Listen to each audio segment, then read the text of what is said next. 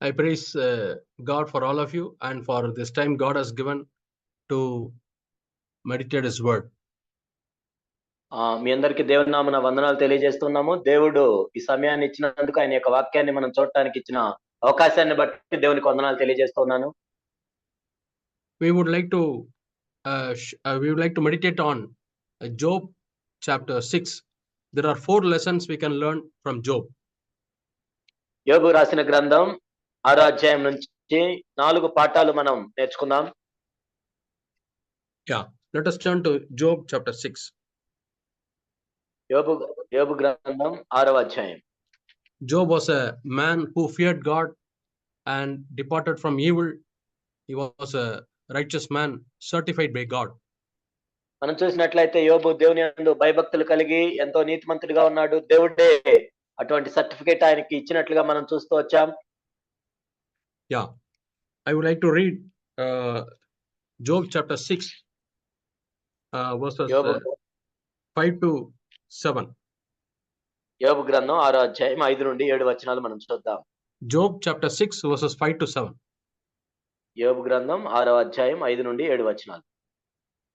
I will read in English and after that brother can read in Telugu. Yeah. Does the wild donkey bray over his grass, or does the ox low over his fodder? Can something tasteless be eaten without salt, or is there any taste in the white of an egg? My soul refuses to touch them. They are like loathsome food to me.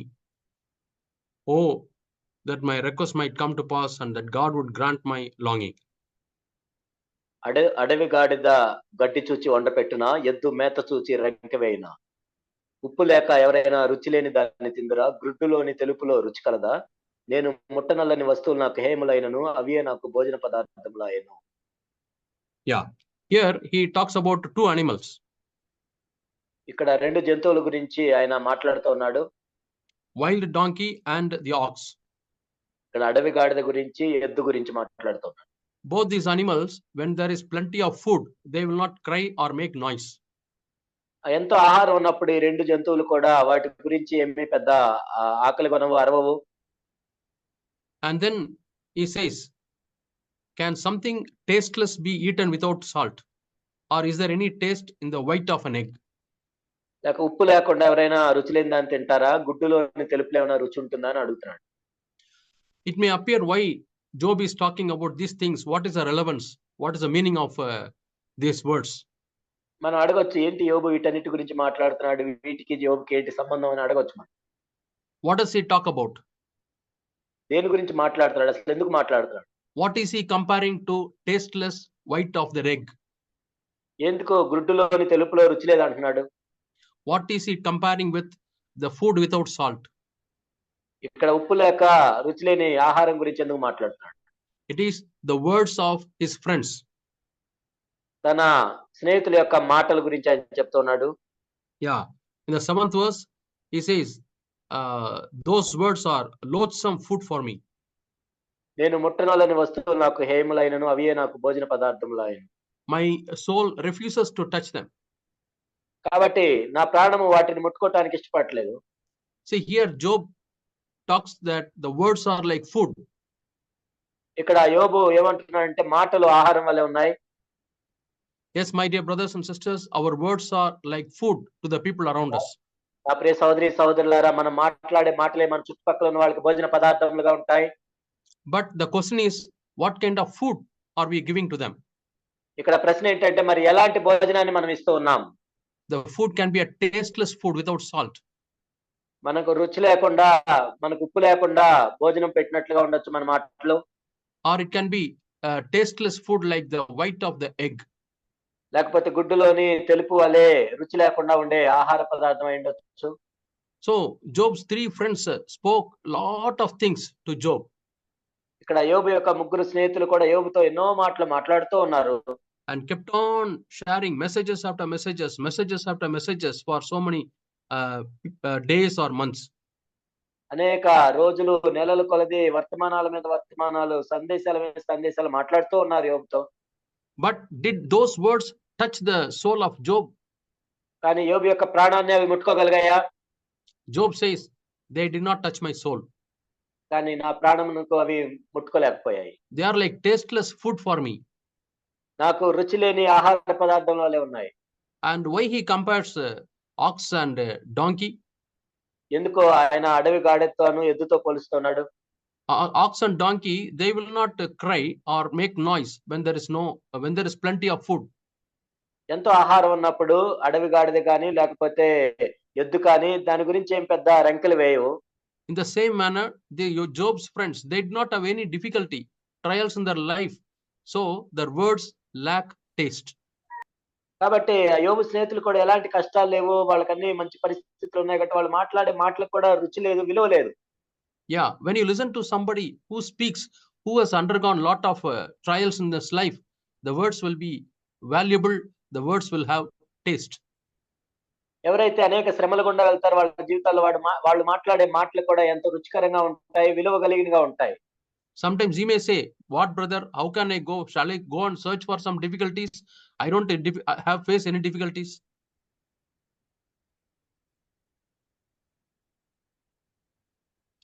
Hello? అంటే మీరు అడగొచ్చు, ఏంటి సోదరుడా మరి నాకు ఎటు కష్టాలు లేవు కాబట్టి నేను వెళ్ళి కష్టాలను కోరి తెచ్చుకోవాలా, వెతుక్కోవాలా అని అడగొచ్చు మీరు. Yeah, but we can do something else. కాబట్టి ఇంకా వేరేదైనా చేయాలా? What can we do? ఏం చేయాలి? Yeah, we can judge ourselves. Whenever we speak, we can judge ourselves. మనం ఎప్పుడు మాట్లాడినా సరే మనం తీర్పు తీర్చుకోవచ్చు మన మాటలను బట్టి. Yeah, we can before speaking, we can judge whether the words which I am going to speak is going to bless my brother, bless my sister. కాబట్టి నేను మాట్లాడబోయే మాటలు నా సహోదరుని కానీ సహోదరుని కానీ ఆశీర్వాదకరంగా ఉంటాయా లేదా అని ముందే మనం పరీక్షించుకోవచ్చు. You may not be a preacher who stands in the pulpit and preach a word. మన ప్రసంగ వేదిక మీద నిలబడి మాట్లాడే బోధకుల వలె మనం ఉండకపోవచ్చు. But when you come to the church, when you are in the fellowship, casually you are speaking to your brother, your sister or children. కానీ మనం సహవాసం చేయడానికి వచ్చినప్పుడు మన సహోదరులతో పిల్లలతో మాట్లాడుతూ ఉండొచ్చు సామాన్యంగా.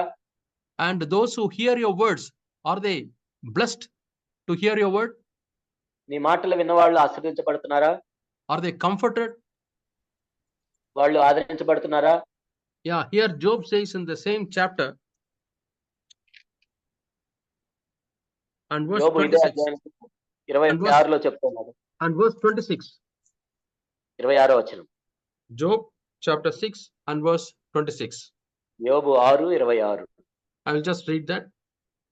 Do you intend to reprove my words when the words of one in despair belong to the wind? మాటలను గద్దించుదుమని మీరు అనుకుందరా? నిరాశ గలవాని మాటలు గాలి వంటివే కదా. He is asking them, are you going to criticize me? Are you going to speak words of discouragement? మీరు నాతో నిరాశ కలిగి చేసే మాటలు మాట్లాడతారా, లేకపోతే నా మీద ఫిర్యాదులు చేసే మాటలు మాట్లాడుతున్నారా? They kept on giving advices to somebody who is suffering. కాబట్టి శ్రమల గుండా వెళ్తున్న వాళ్ళకి వెళ్ళి సలహాల మీద సలహాలు ఇస్తూ ఉన్నారు. What does God say about those three people who spoke lot of words to Job? యోబుతో అనేక మాటలు మాట్లాడిన ఆ స్నేహితుల గురించి దేవుడు ఏం చెప్పాడు? We read in Job chapter 42 and verse 7. యోబు 42:7. Yeah, Job 42:7. యోబు 42:7.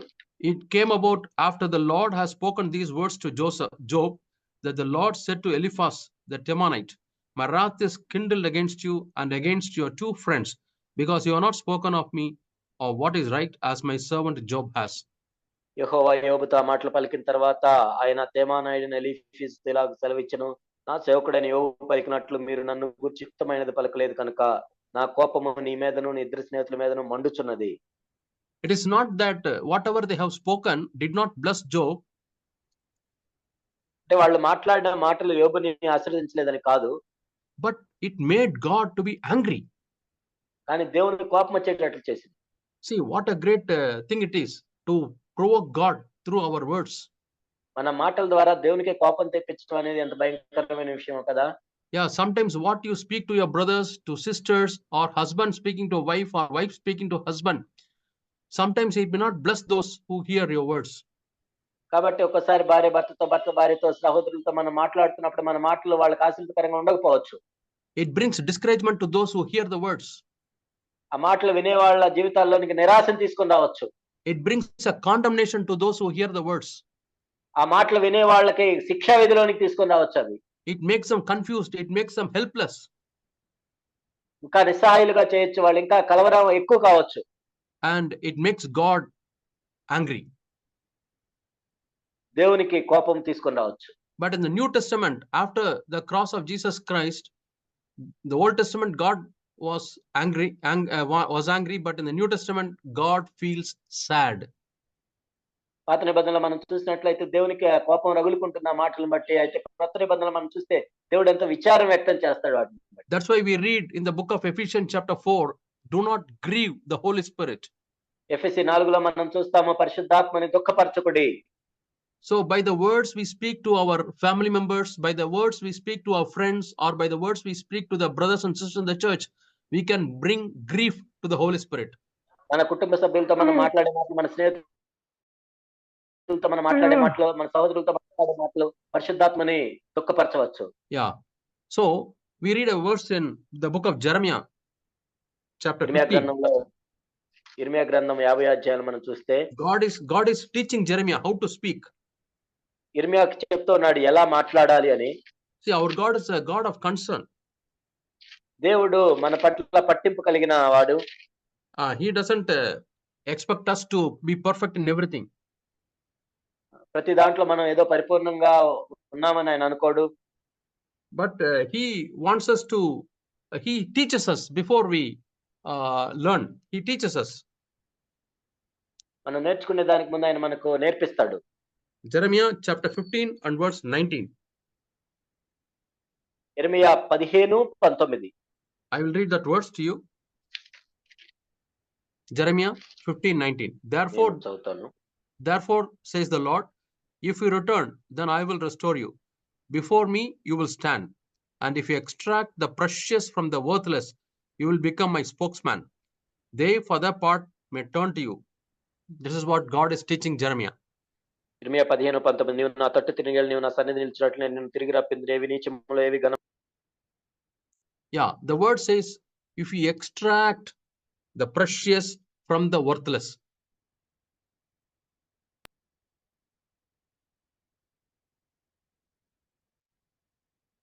If you extract the precious from the worthless. కాబట్టి ఏవి నీచములో వాటి నుంచి మనం ప్రశస్తమైన వాటిని తీసుకున్నప్పుడు, you know where this word extract is used? కాబట్టి ఈ తీయటం అనేది ఎక్కడ యూజ్ చేస్తాం మనం? You have lot of mud, from that we extract some gold. కాబట్టి ఎంతో మురికి మట్టి ఉన్న దాంట్లోంచి కొంచెం బంగారం తీస్తాం. In the same way, so many words we can speak, but God wants us to separate the precious from the worthless. కాబట్టి ఎన్నో మాటలు మనం మాట్లాడినప్పుడు దేవుడు ఆ నీచములైన వాటి నుంచి ప్రశస్తమైన కొన్నిటిని తీసుకుంటాడు. Yeah, I was doing the exam duty for past 2 days. గత 2 రోజుల నుంచి నేను ఎగ్జామ్ డ్యూటీ చేస్తున్నాను. And even after the last minute, one or two students were trying to write more and more in the paper. చివరి నిమిషం అయిపోయిన తర్వాత కూడా ఒకరిద్దరు విద్యార్థులు ఏదో ఇంకా రాయాలని ప్రయత్నిస్తూ ఉంటారు. I told them, time is over. You have to give the paper. I just grabbed the paper. Time అయిపోయింది, పేపర్ ఇవ్వాలని నేను తీసుకున్నాను, లాక్కుంటున్నాను. And next day the exam came. తర్వాత రోజు మరలా ఎగ్జామ్ వచ్చింది. The Holy Spirit convicted me.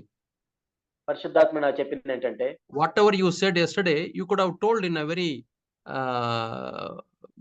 not in a harsh way. You could have told in a soft way. నువ్వు ఏదైతే చెప్పావో నేటి దినమున దాన్ని అంత కఠినంగా మాట్లాడాల్సిన అవసరం మామూలుగా కూడా చెప్పొచ్చు. So the next day I judged myself. Lord, I am sorry that I spoke very harshly. Lord, I want to change the way I speak, Lord. Though what I said is correct, but the way I said is not correct. So today after the examination duty, when somebody were writing, I told them in a polite way, time is over, please give the paper.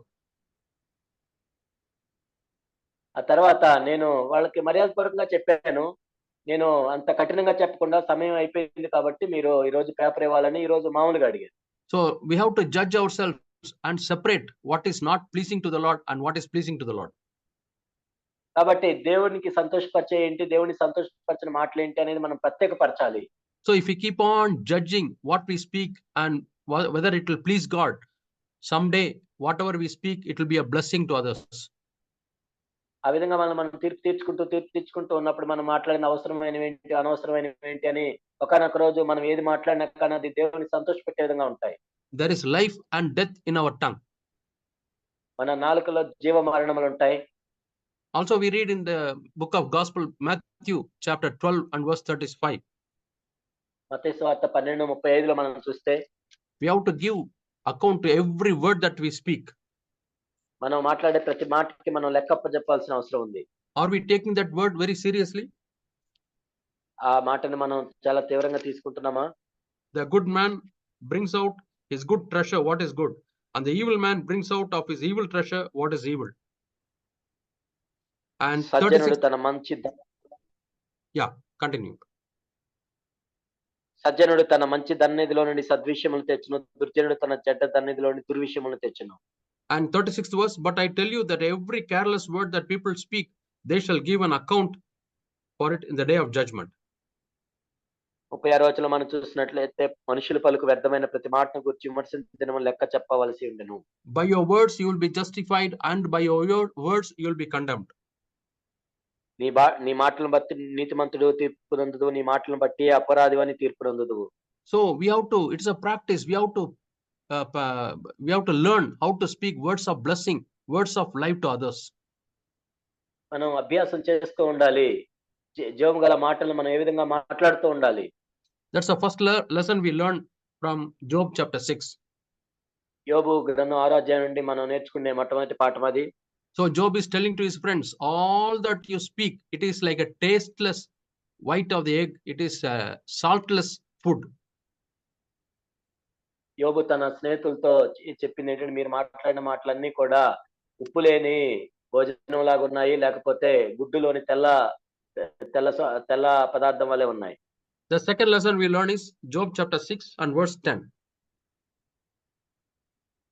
యోబు 6:10లో మనం చూసినట్లయితే రెండో పాఠాన్ని మనం నేర్చుకోవచ్చు. But it is still my consolation, and I rejoice in unsparing pain, that I have not denied the words of the Holy One. అప్పుడు నేను పరిశుద్ధ దేవుని మాటలను ఒప్పుకొనకుండా లేదని నేను ఆదరణ పొందుదును, మరియు నేను ఎంత వేదన పడుచున్నానో దాన్ని బట్టి Harshi. 9th verse also I would like to read.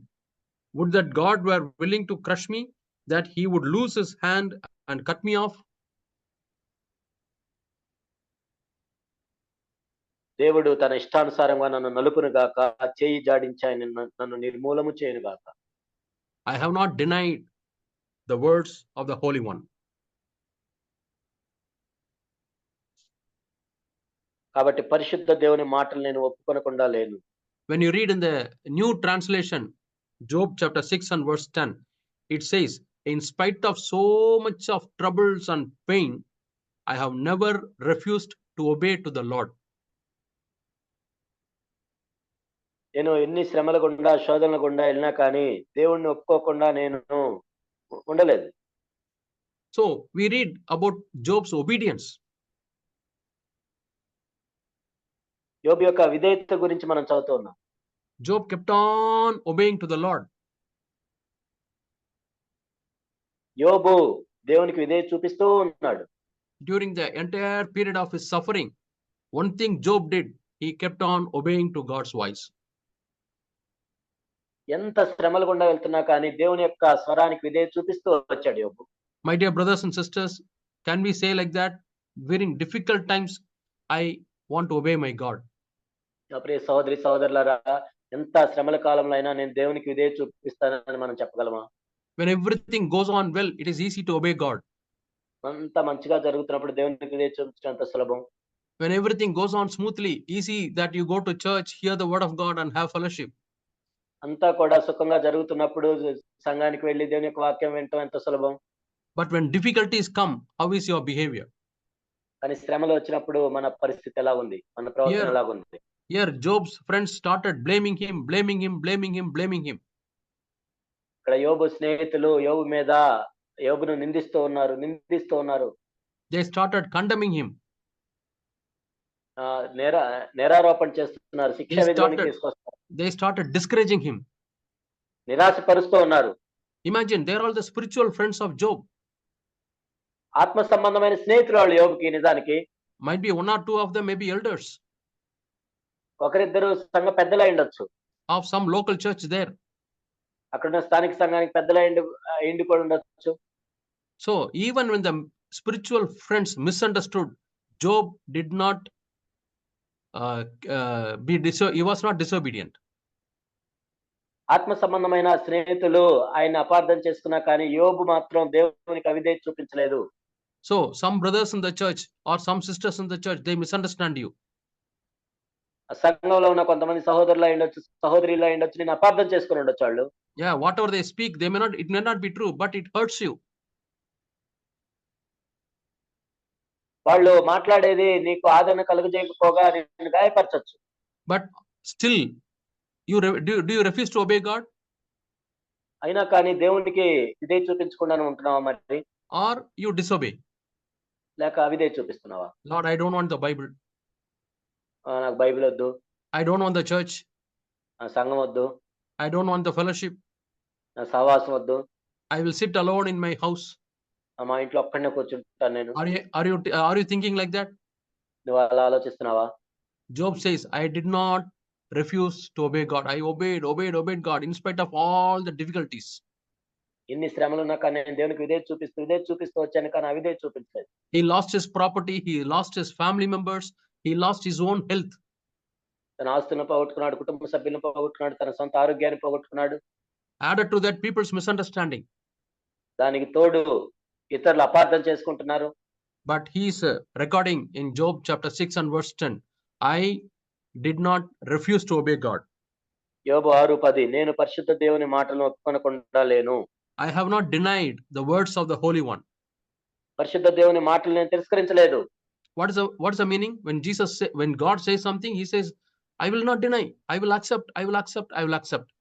నేను చెప్తున్నా దేవుడు చెప్పిన దానికి నేను తిరస్కరించట్లేదు, నేను ఒప్పుకుంటాను. My dear brothers and sisters, నా ప్రియ సహోదరి సహోదరులారా, the people who love you, maybe the people who are responsible for you are telling you something. బహుశా నీ మీద బాధ్యత కలిగిన వాళ్ళు నీకు ఒక మాట చెప్పొచ్చు. Godly counsel they are giving you. దైవభక్తి కలిగిన మాటలు వాళ్ళు చెప్తూ ఉండొచ్చు నీకు. Will you say, I will not deny the word, I will obey to the word? నేను దాన్ని తిరస్కరించను, విధేయత చూపిస్తానని నువ్వు చెప్పగలవా? Or God is speaking to your heart through your conscience, are you obeying? లేక మనసాక్షి ద్వారా దేవుడు నీతో మాట్లాడుతున్నప్పుడు నువ్వు విధేయత చూపిస్తున్నావా? In Romans chapter 1 and Romans chapter 16, 2 places we read obedience to the faith.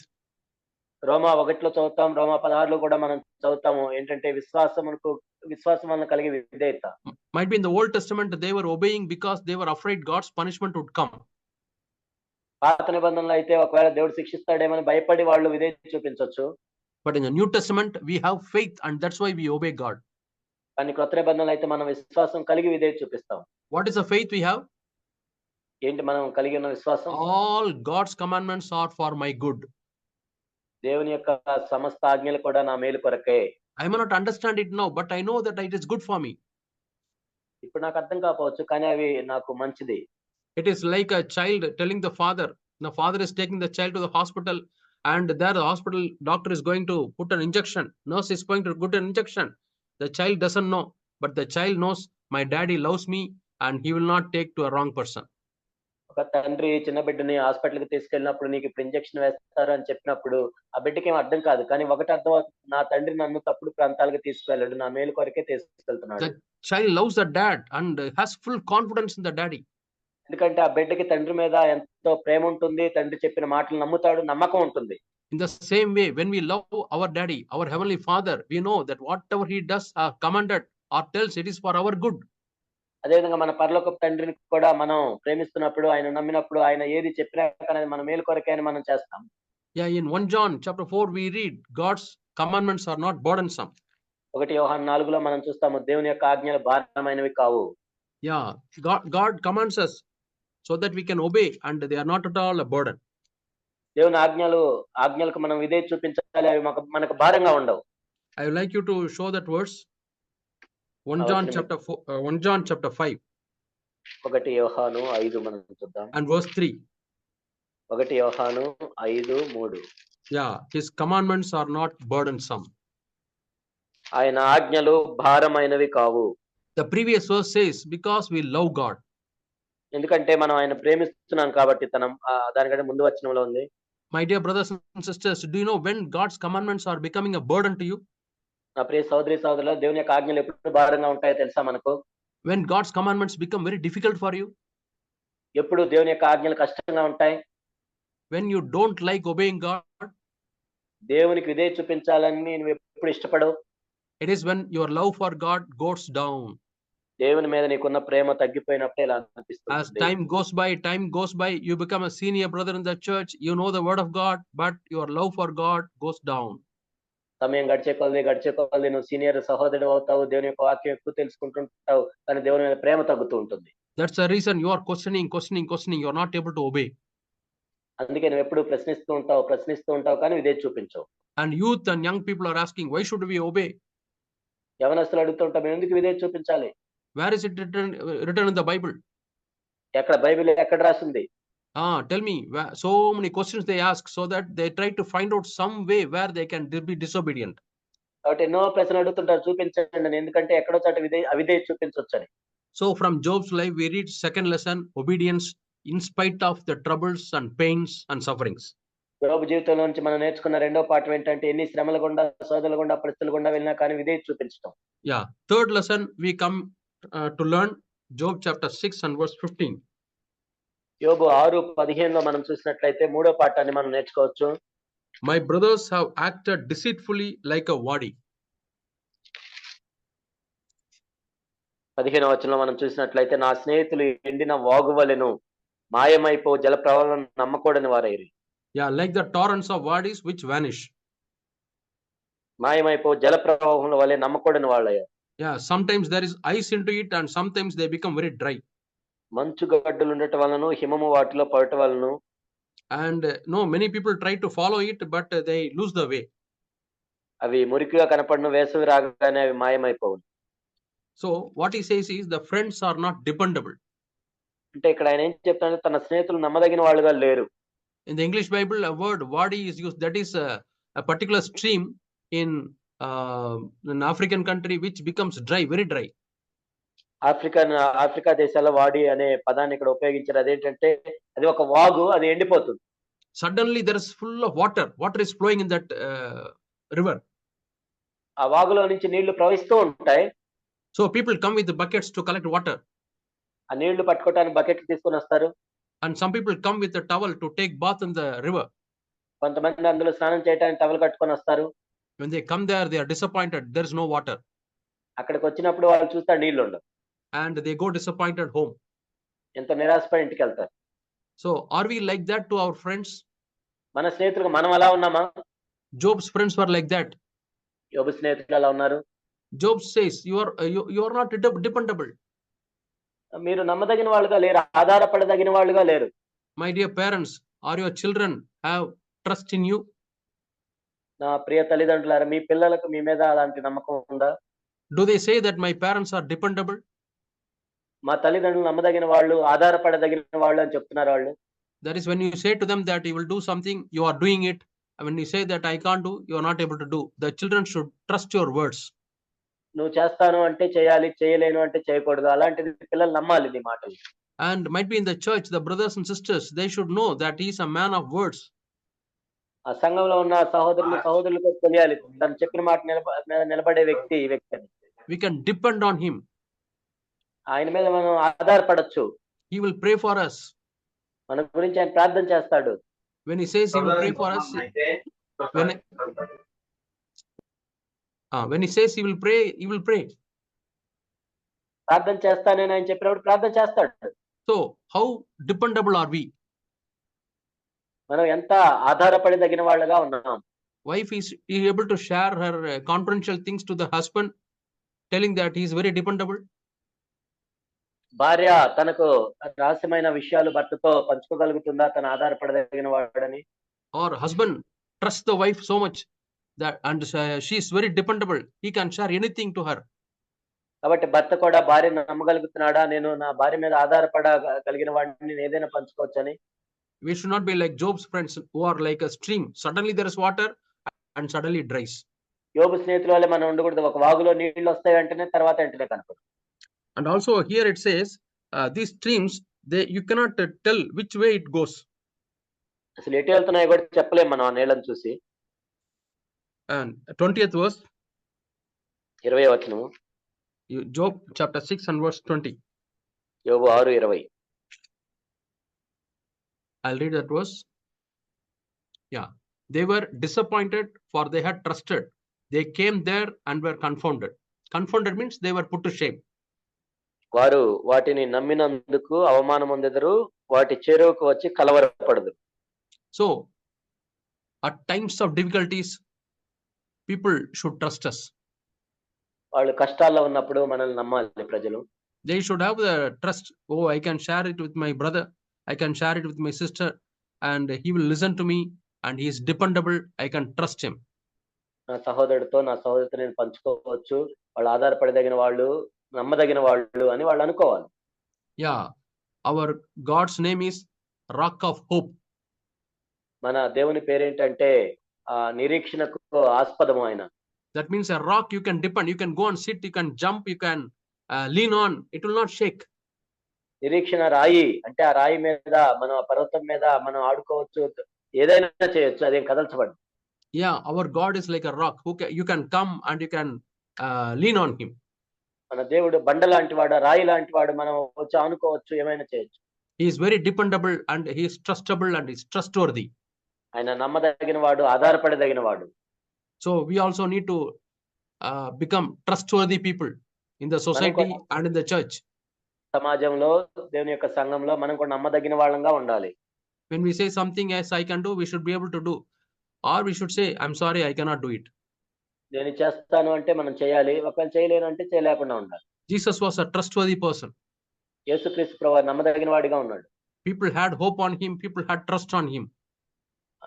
ప్రజలు ఆయన మీద నిరీక్షణ ఉంచారు, ప్రజలు ఆయన మీద నమ్మకం ఉంచారు. Anybody who had difficulty, they thought, yeah, we can go and share this to Jesus, he will trust us, he will bless us. కష్టాల్లో ఉన్న ప్రతి వాళ్ళు ఏమనుకున్నారంటే, మనం వెళ్ళి యేసు ప్రభుతో ఇది చెప్పుకున్నాము, ఆయన మనల్ని ఆశీర్వదిస్తాడు. We read an incident in the New Testament. కొత్త నిబంధనలో ఒక సంఘటన మనం I think చదువుతాం. the Mark's gospel. మార్క్స్ వార్తలో ఉంటుంది. Yeah, one woman was there who was having exceedingly bleeding for many years. రక్తస్రావం గల ఒక స్త్రీ ఉంది. ఆమె అనేక సంవత్సరాల నుంచి రక్తస్రావంతో ఇబ్బంది పడుతూ ఉంది. And she went to many doctors and the bleeding did not stop. ఎంతో మంది వైద్యులకు దగ్గరికి వెళ్ళి ఆమె తిప్పలు పడింది. ఆమెకి ఏమి రోగం నయం అవ్వలేదు.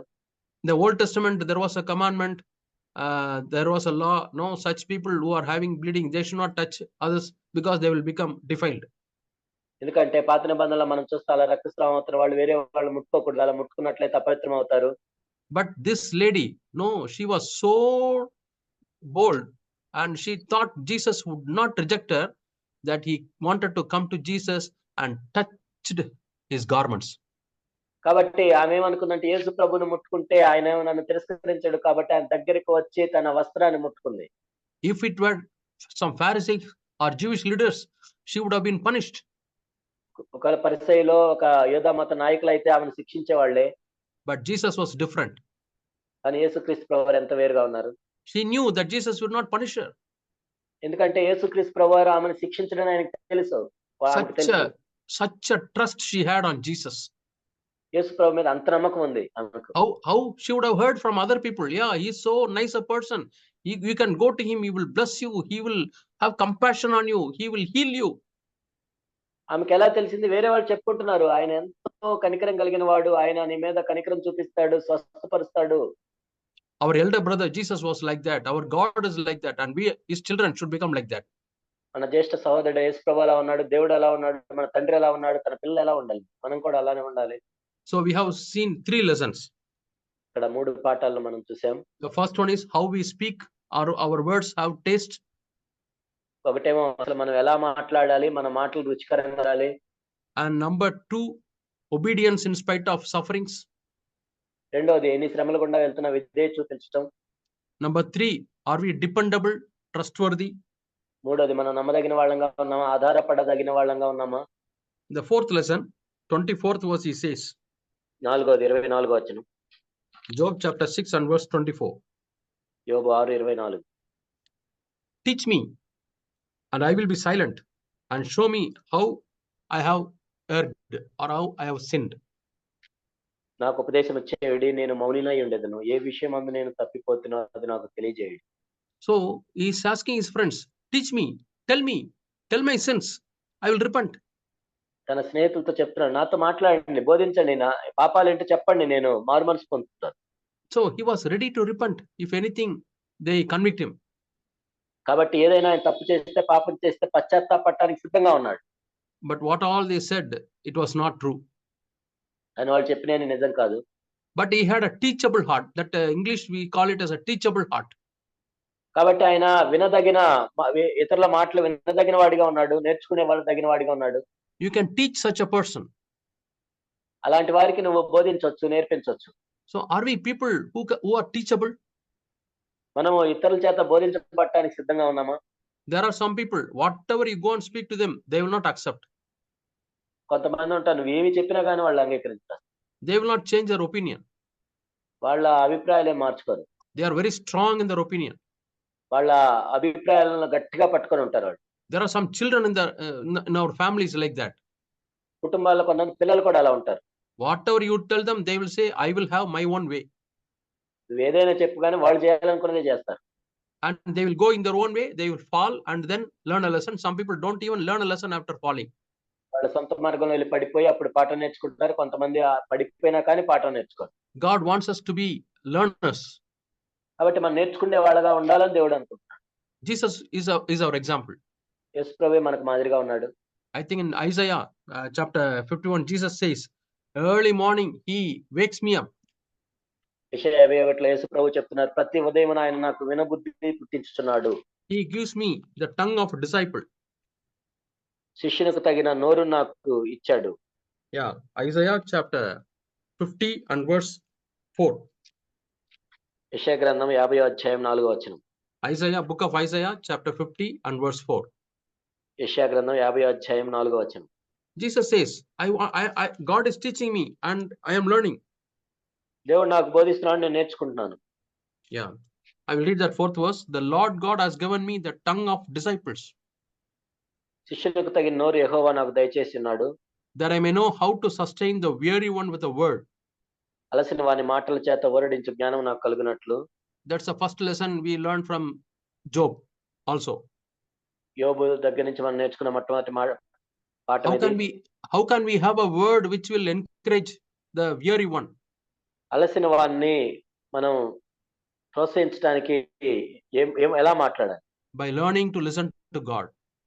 దేవుని దగ్గర నుండి వినటం నేర్చుకుంటేనే అలా చేయగలం. The rest of the verse says, He awakens me morning by morning. He awakens my ear to listen as a disciple. శిష్యులు వినినట్లుగా నేను వినుటకైన ప్రతి ఉదయం నాకు వినుబుద్ధి పుట్టించుతున్నాడు. And next verse he says, the Lord has opened my ear and I was not disobedient, nor did I turn back. ప్రభువా యెహోవా నా చెవికి వినుబుద్ధి పుట్టింపగా నేను ఆయన మీద తిరుగుబాటు చేయలేదు, వినకుండా నేను తొలగిపోలేదు. So in order to be a teachable person, we'll have to ask God, Lord, open my ears of understanding. మనం ఇతరుల చేత బోధించబడటానికి ఇష్టపడినప్పుడు మనం దేవుని విధంగా అడగాలి, ప్రభువా నేను విన్నట్లుగా నా చెవులను తెరవమని. So whenever Jesus spoke in the New Testament, he always says, he who has ear, let him hear. అందుకే క్రొత్త నిబంధనలో యేసుక్రీస్తు ప్రభువు ఎప్పుడు బోధించిన వినుటకు చెవి గలవాడు వినుగాక అని చెప్పారు. Not all the people are deaf. Not even one person is deaf who was listening to Jesus. But he says, he who has an ear, let him listen to me. యేసు ప్రభు బోధించినప్పుడు విన్నవాళ్ళందరూ వాళ్ళని చెవిటి వాళ్ళు కాదు, ఒక్కరికొకరు చెవిటి వాడుగా లేరు, కానీ ఎవరైతే వినదలుచుకున్నారో వాళ్ళు. It talks about the ear we have in our heart. మన హృదయంలో ఉండే వినదగిన చెవి గురించి ఆయన మాట్లాడుతున్నాడు. We have to keep it open. మనం దాన్ని తెరవాలి. Sometimes it gets closed. కొన్నిసార్లు అది మూసివేయబడుతుంది. That's why Jesus says, he has opened my ear, not this ear, the ear which is inside the spirit. కాబట్టి నా చెవిని ఆయన తెరచాడు అంటే ఈ చెవి కాదు, మన అంతరంగంలో ఉండే చెవిని. When husband says something to the wife, భర్త భార్యతో చెప్తున్నప్పుడు does she listen to him? భర్త మాటలు భార్య వింటుందా? Suppose he speaks something which is against the scriptures, against the will of God, you can politely refuse.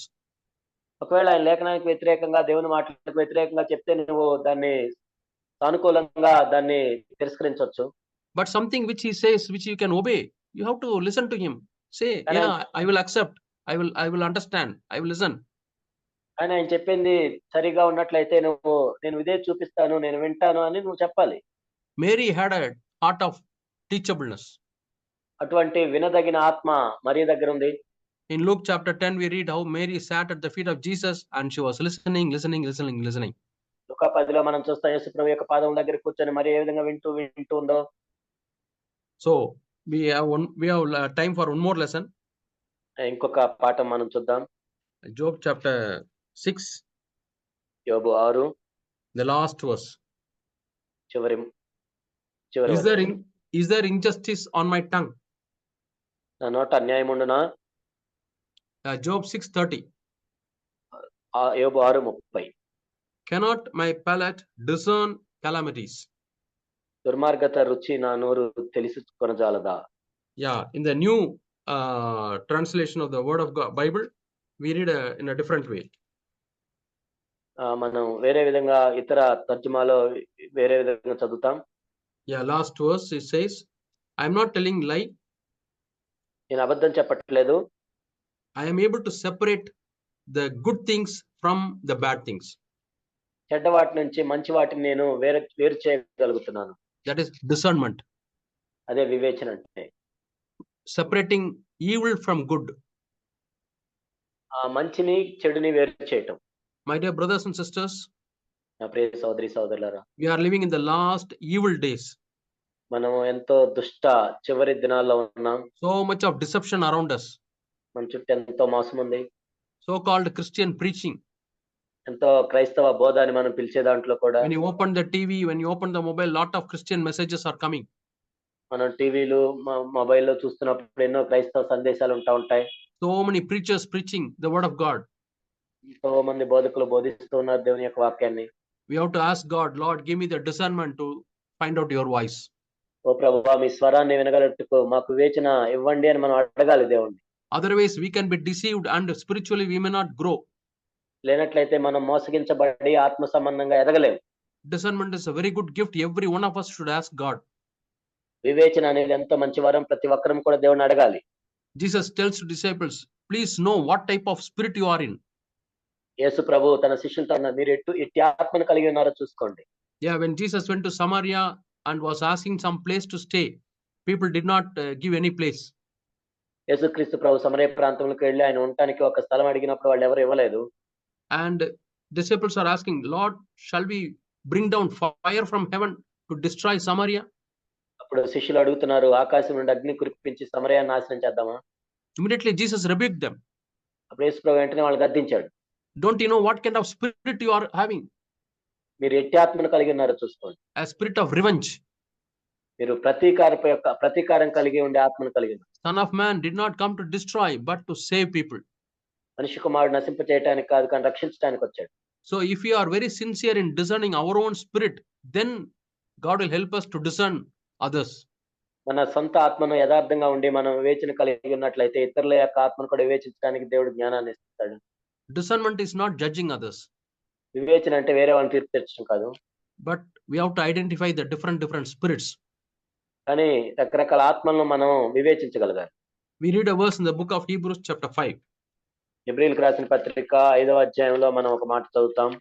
Hebrews chapter 5. హెబ్రీయులకు రాసిన పత్రిక 5వ అధ్యాయం. I think the last 2 verses. చివరి 2 వచనాలు. For everyone who Hebrews chapter 5 verses 13 and 14. For everyone who partakes only of milk is not accustomed to the word of righteousness, for he is an infant. But solid food is for the mature, who because of practice have their senses trained to discern good and evil. మరియు పాలు త్రాగు ప్రతి వాడిని శిశువే గనుక నీతి వాక్య విషయంలో అనుభవం లేని వాడే ఉన్నాడు. వయసు వచ్చిన వారు అభ్యాసం చేత మేలు కీడులు వివేచించుటకు సాధకము చేయబడ్డ జ్ఞానేంద్రియములు కలిగి ఉన్నారు కనుక బలమైన ఆహారం వారికే తగును. If you are not able to discern good and evil, good from evil, you are a baby spiritual life. ఏది మేలో ఏది కీడును వివేచించలేనట్లయితే నువ్వు ఆత్మ సంబంధంగా ఇంకా శిశువు వలె ఉన్నావు.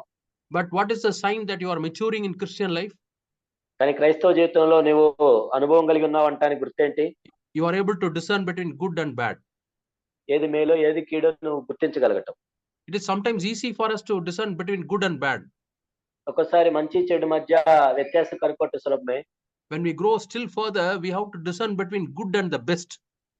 కానీ మనం ఇంకా ఎదిగే కొలది కూడా మంచికి ఇంకా అతి శ్రేష్టమైన దానికి వ్యత్యాసాన్ని కనుగొనగలగాలి. Yeah, sometimes good can be the enemy of the best. కొన్నిసార్లు మనం చూస్తే కేవలం మంచి అనేది అతి శ్రేష్టమైన దానికి శత్రువుగా ఉండొచ్చు. We try to settle down at the lowest level because we don't aspire to get the best of God. మనం ఏదో దేవుని దగ్గర నుంచి వచ్చి అతి శ్రేష్టమైన దానికోసం వెళ్లకుండా కేవలం మనం మంచిగా ఉంటే చాలని ఒక చోట ఆగిపోవచ్చు. So may God help every one of us to grow in discernment. మనలో ఉన్న ప్రతి ఒక్కరూ కూడా వివేచనలో ఎదగాలని దేవుని కోరుకుందాం. Whenever you listen to a preacher, you'll have to find out whether he is preaching for money or for honor or for glorifying God. బోధకుడు నువ్వు వింటున్నప్పుడు ఆయన డబ్బు కోసం చేస్తున్నాడా, లేక తన సొంత మహిమ కోసం చేస్తున్నాడా, లేక దేవుని మహిమ కోసం చేస్తున్నాడా? The last days, so many will be deceived. Even those who are chosen may be deceived. చివరి దినాలు అనేక మంది మోసగించబడతారు, ఏర్పరచబడిన వారు సైతం మోసగించబడతారు. But let us ask God to protect us. కానీ మనం దేవుడు కాపాడాలని మనం అడుగుదాం. Let us be sincere in discerning our own thoughts, our own attitudes.